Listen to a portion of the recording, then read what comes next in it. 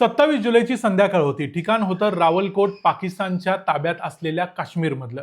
म्हणजेच आपण ज्याला पीओके म्हणतो त्या भागातलं. तिथलं हे एक डोंगरी शहर आहे. त्या दिवशी हजारो सामान्य माणसं तिथं रस्त्यावर उतरलेली होती. मागच्या जवळजवळ 1.5-2 महिन्यांपासून ती रस्त्यावरच आहेत. त्यांच्या हातात बंदुका नव्हत्या. त्यांच्या हातात पांढरे झेंडे होते. पांढरा झेंडा म्हणजे काय हे जगातल्या प्रत्येक सैनिकाला माहिती असतं. पांढरा झेंडा म्हणजे आम्ही तुमच्याशी लढायला आलेलो नाही. त्या मोर्चातल्या स्टेजवरून वारंवार घोषणा होत होत्या. एक जण म्हणत होता, आमचं पाकिस्तानशी युद्ध नाही, पाकिस्तानच्या सैन्याशी युद्ध नाही, पाकिस्तानच्या जनतेशी युद्ध नाही, आम्ही शांततेने आलो आहोत, कृपया मागं व्हा. त्यानंतर काही मिनिटातच गोळीबार सुरू झाला आणि एका मागोमाग एक तरुण खाली कोसळायला लागले. रावलकोट मधल्या हजरा हॉस्पिटलच्या बाहेर काय दृश्य होतं माहिती आहे?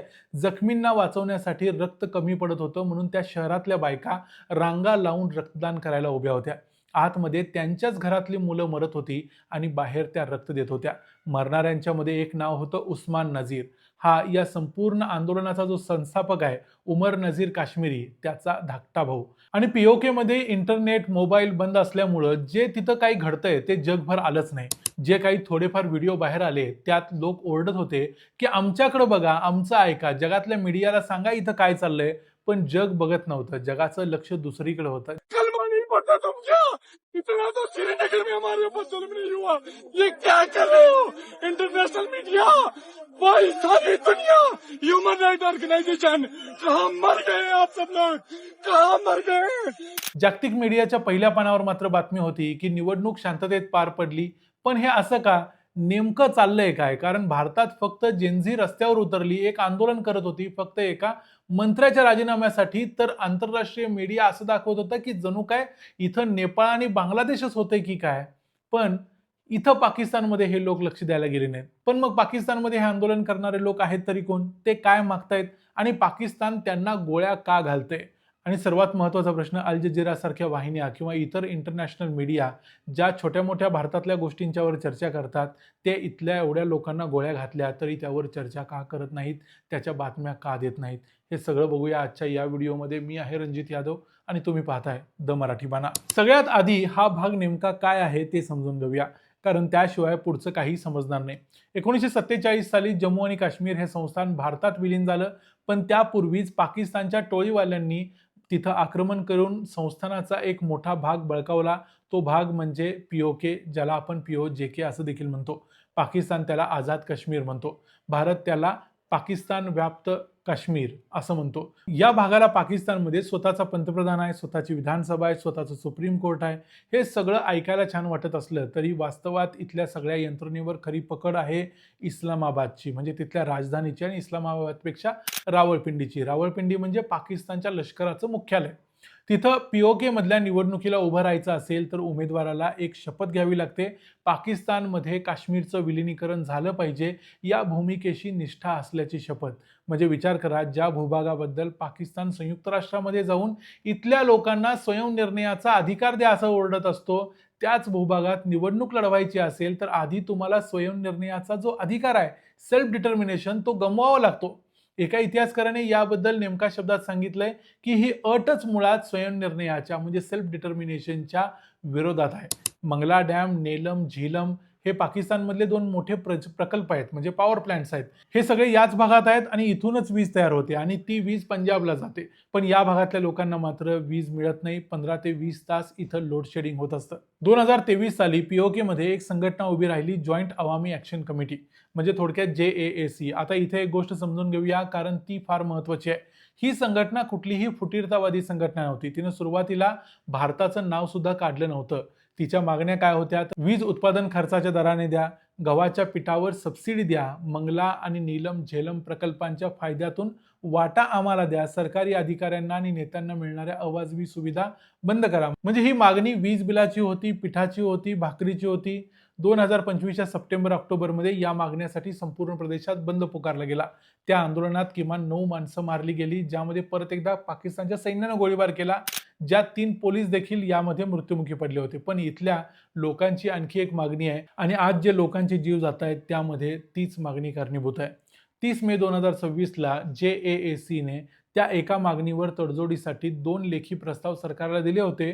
2 लेखी प्रस्ताव, पण पाकिस्तान सरकारनं दोन्ही प्रस्ताव फेटाळले आणि त्यानंतर बरोबर 2 दिवसांनी 5 जून 2026ला पाकिस्तान सरकारनं JAAC वर दहशतवाद विरोधी कायद्याखाली बंदी घातली. लक्षात घ्या, ज्या संघटनेशी 7-8 महिन्यापूर्वी लेखी करार केला होता, तीच संघटना 8 महिन्यानंतर दहशतवादी ठरली. फक्त एका मागणीवर तडजोड न झाल्यामुळं, आणि तीच मागणी काय आहे ते आता समजून घेऊया. आता आपण या संपूर्ण प्रकरणाच्या गाभ्याकडे येतोय आणि हा भाग नीट लक्ष देऊ नये का, कारण भारतातल्या बहुतेक बातम्यांमध्ये हा भागच सांगितला जात नाही. POKच्या विधानसभेमध्ये एकूण 53 जागा आहेत, त्यातल्या 45 जागा निवडणुकीने भरल्या जातात, म्हणजे उरलेल्या 8 जागावर मतदान होत नाही. उरलेल्या 8 जागावर महिला, तंत्रज्ञ, धर्मगुरू या लोकांना डायरेक्ट भरलं जातं. आता या 45 जागांवर जिथं मतदान होतंय त्यापैकी 33 जागा अशा आहेत ज्या POK मध्ये राहणाऱ्या लोकांमधून निवडून येतात. मग उरलेल्या 12 जागा कुठून निवडून येतात, तर त्या आहेत निर्वासितांसाठी राखीव. म्हणजे 1947 ते 1965 या काळात भारताच्या बाजूच्या काश्मीरमधून जे लोक पाकिस्तानमध्ये गेले आणि पाकिस्तानमध्ये लाहोर, रावलपिंडी, सियालकोट अशा वेगवेगळ्या शहरात राहतात, त्यांच्यासाठी त्या जागा आहेत. म्हणजे या 12 आमदारांना निवडून देणारे मतदार POK मध्ये राहतच नाहीत, ते मतदार राहतात पाकिस्तानमध्ये, पंजाबमध्ये, वेगवेगळ्या भागामध्ये, आणि ते लोक ठरवतात की मुझफ्फराबादवर म्हणजे POK वर राज्य कोणाचं येणार. कारण 45 मधले 12 गेले, राहिले 33. जगात दुसरीकडे असा कुठला प्रकार होत नाही की मतदान जिथं आहे तिथले लोक मतदानच करत नाहीत. JAACच्या एका सदस्यानं साधं एक वाक्य वापरलं की ही निवडणूक इथं राहणाऱ्या लोकांसाठी आहे, या 12 जागा तर आमच्या हद्दीच्या बाहेरच्याच आहेत. आणि आता या 12 जागांमधली एक विसंगती बघा, जी फार कमी लोक सांगतात, ती म्हणजे या 12 पैकी 6 जागा आहेत त्या जम्मू विभागातल्या निर्वासितांसाठी, ज्यांची नोंदणीकृत लोकसंख्या आहे 4,34,000, म्हणजे जम्मूमधून गेलेले लोक. आणि उरलेल्या 6 जागा आहेत ते काश्मीर खोऱ्यातल्या निर्वासितांसाठी, त्यांची लोकसंख्या आहे फक्त 30,000. म्हणजे 4,34,000 लोक 6 आमदार निवडून देतात आणि फक्त 30,000 लोक आणखी 6 आमदार निवडून देतात. म्हणजे पाकिस्तान सरकार इथे एक मोठा भ्रष्टाचार करते आणि आपलं सरकार POK मध्ये निवडून आणते. आणि ही मागणी पाकिस्तान सरकार मान्य करायला तयार नाही, तर त्यांचं म्हणणं आहे की यासाठी घटना दुरुस्ती करायला पाहिजे आणि घटना दुरुस्ती करण्यासाठी नवीन विधानसभा यायला पाहिजे, आणि ती विधानसभा यायची म्हणजे या 12 जागांवर मतदान व्हायला पाहिजे. म्हणजे पिंजऱ्यातून बाहेर पडायचं आहे, त्यासाठी पिंजऱ्याची चावी पिंजऱ्याच्या आत ठेवलेली आहे, असा प्रकार इथं झालाय. आता 5 जून 2026 नंतर काय झालं ते बघा. संघटनेवर बंदी घातल्यानंतर 600 पेक्षा जास्त कार्यकर्ते आणि स्थानिक नेते ताब्यात घेतले गेले. काही ठिकाणी हा आकडा 1300-1400 पर्यंत आहे. तेही दहशतवाद विरोधी कायद्याखाली अटक केली. JAACच्या 4 नेत्यांना पकडून देणाऱ्याला रोख बक्षीस जाहीर करण्यात आलं, तेही 1 कोटी रुपये, ज्यात उमर नझीर काश्मीरीचाही समावेश आहे. बँका 2 आठवडे बंद ठेवाव्या लागल्या. मोबाईल इंटरनेट सेवा तर जवळजवळ मागच्या 1.5 महिन्यात बंद आहे. पूंछ विभाग कित्येक आठवडे बाहेरच्या जगापासून पूर्णपणे तोडून टाकला गेलाय. तिथं पीठ आणि इतर जीवनावश्यक वस्तूंचा पुरवठा केला जात नाही, औषधं पोचत नाहीत. BBCनं वृत्त दिलंय की सरकारी यंत्रणा त्या भागात अन्न, इंधन, औषधं पोचू देत नाहीयेत. हे नीट ऐका, हे कुठल्याही शत्रू राष्ट्रावर लादलेली नाकेबंदी नाही. ही पाकिस्ताननं स्वतःच्याच नागरिक ज्यांना मानलं जातं त्यांच्यावरती केलेली नाकेबंदी आहे. 8 ते 11 जून दरम्यान रावलकोटमध्ये पहिल्यांदा मोठा रक्तपात झाला. 15 जुलैला मुझफ्फराबादकडे निघालेल्या मोर्चावर झालेल्या कारवाईत 9 माणसं मारली गेलीत. आणि मग आली तारीख 27 जुलै, ज्या दिवशी एकीकडे मीरपूर विभागात निवडणुकीचा पहिला टप्पा पार पडत होता, दुसरीकडे रावलकोटमध्ये गोळीबार सुरू झाला. मृतांचा नेमका आकडा किती इथं मी तुम्हाला सांगतो, जो कुणालाही खात्रीने सांगता येणार नाही, कारण हा आकडा पाकिस्तान जाहीर करत नाही. JAACच्या पहिल्यांदा 14 लोकांना मारलं असं सांगितलं, नंतर तो आकडा 19 झाला, नंतर 20-21 झाला, नंतर 27 लोकांची डायरेक्ट यादी आली. आता हा आकडा 32 पेक्षा जास्त असू शकतो असं म्हटलं जाते. हा आकडा 27-28 फक्त एका रात्रीतला आणि एका दिवसाचा आहे. JAAC म्हणते आमच्याकडे फक्त काठ्या होत्या तरी देखील आमच्या लोकांना गोळ्या घालून मारलं गेलं. आणि आता या प्रकरणातलं सगळ्यात धक्कादायक विधान आलं ते पाकिस्तानच्या संरक्षण मंत्री ख्वाजा आसिफ यांचं. जूनमध्ये त्यांनी एका खासगी वाहिनीला मुलाखत देताना म्हटलं होतं की रावलकोट आणि मीरपूर इथले जे लोक आहेत ते खरे काश्मीरीच नाहीत, कारण ते काश्मीरी बोलत नाहीत, ते पोटाहारी किंवा पहाडी बोलतात. म्हणजे मंगला धरण 1967 मध्ये बांधलं गेलं आणि त्या धरणाखाली मीरपूरचा मोठा भाग आला. विस्थापित झालेले सगळे हे मीरपुरी लोक गेले ब्रिटनमध्ये, तिथं स्थायिक झाले आणि गेली 50 वर्ष पाकिस्ताननं त्याच मीरपुरी समाजाचा वापर जगभर आवाज उठवण्यासाठी केला आणि आता त्या लोकांना ते म्हणतायत की ते काश्मीरीच नाहीत. पण याहीपेक्षा भयंकर विधान 29 जुलैला आलं. रावलकोटमधल्या गोळीबारानंतर विचारलेल्या एका प्रश्नाला उत्तर देताना ख्वाजा आसिफ म्हणाले की मी या आंदोलकांना भारताच्या श्रेणीत ठेवतो, ते भारतासारखेच आमचे शत्रू आहेत. आणि ते पुढे म्हणाले की या लोकांशी संवाद होऊ शकत नाहीत कारण ते आमचे शत्रू आहेत. आता आपण त्या प्रश्नाकडे येऊया ज्यासाठी हा व्हिडिओ मी खरं तर बनवतोय. जागतिक माध्यमं यामध्ये कुठं आहेत? अल जझीराने ज्या बातम्या दिल्यात, रॉयटर्सने फोटो छापलेले आहेत, पण खरा प्रश्न मौनाचा नाही. म्हणजे असं नाही की ते बातमीच देत नाहीत, प्रॉब्लेम आहे फ्रेमिंगचा, बातमी कशी देतात याचा. 27 जुलैला म्हणजे ज्या दिवशी रावलकोटमध्ये रक्त सांडलं गेलं त्या दिवशी अल जझीराने जो मोठा लेख प्रसिद्ध केला त्याचं शीर्षक होतं Pakistan's Kashmir votes, why election hinges on 12 disputed seats. म्हणजे 12 वादग्रस्त जागांवर निवडणुकींचं भविष्य कसं अवलंबून आहे. लोकशाही, निवडणूक, घटनात्मक पेच या सगळ्यांची चर्चा यामध्ये आहे. त्यामध्ये मृत माणसं त्याचा देखील उल्लेख आहे, पण बातमीच्या आत वरती कुठेही नाही. आता याची तुलना करा. भारतात एखादं आंदोलन झालं, परवात जे झालं, एखाद्या कायद्याविरोधात मोर्चा निघाला तर या वाहिन्यांवर India in turmoil, India Gen Z revolution, next Pakistan, next Bangladesh, next Nepal अशी चर्चा केली जाते आणि तेही हेडलाईनमध्ये केली जाते. काश्मीरमध्ये भारताच्या आर्मीने एखाद्या दहशतवाद्याला जर मारलं तर त्याच्यावर विशेष कार्यक्रम होतात, मानवाधिकारांची चर्चा होते, तज्ज्ञ बोलवले जातात. आणि इथं पांढरं झेंडे घेतलेल्या नागरिकांच्यावर गोळीबार होतो, 20-25 माणसं एका जागेवर मरतात आणि त्या बातमीचं शीर्षक असतं निवडणुकीच्या पहिल्या टप्प्यात झालेला संघर्ष. आंतरराष्ट्रीय एजन्सी ठीक बातम्या देत नाहीत. पूंछमध्ये एकाही परदेशी पत्रकाराला जाऊ दिलेलं जात नाही, हाही भाग त्यामध्ये आहे. आणि सगळ्यात महत्त्वाचं, POKमध्ये वेस्टर्न मीडियाचा किंवा देशांचा कुठलाही स्ट्रॅटेजिक इंटरेस्ट नाही. POKमधले लोक जगले मेले, इंटरनॅशनल मीडियाला काही फरक पडत नाही, अमेरिकेला पडत नाही, ब्रिटनला पडत नाही किंवा युरोपियन कंट्रीजला पडत नाही.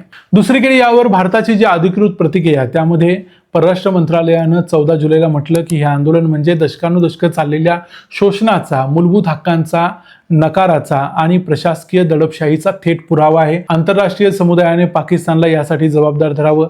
28 जुलैला मंत्रालयाने याच निवडणुकीला बेकायदेशीर कब्जा लपवण्यासाठीचा वरवरचा देखावा, म्हणजे भारताने याचा उल्लेख करताना म्हटलंय की हे कॉस्मेटिक निवडणूक आहे आणि ती खरोखर कॉस्मेटिक निवडणूक आहे. कारण खरं तर इथं काही लोकांनी सांगितलं की इथं निवडणूक जी झालेली आहे त्यामध्ये फक्त 2च पार्टी निवडणूक लढवत आहेत ज्या पाकिस्तानमध्ये सत्तेत आहेत. तिथं PTIला निवडणूक लढवून दिली जात नाही, म्हणजे इम्रान खान यांची पार्टी, आणि दुसरी म्हणजे JAC, त्याला तर दहशतवादी ठरवून टाकले.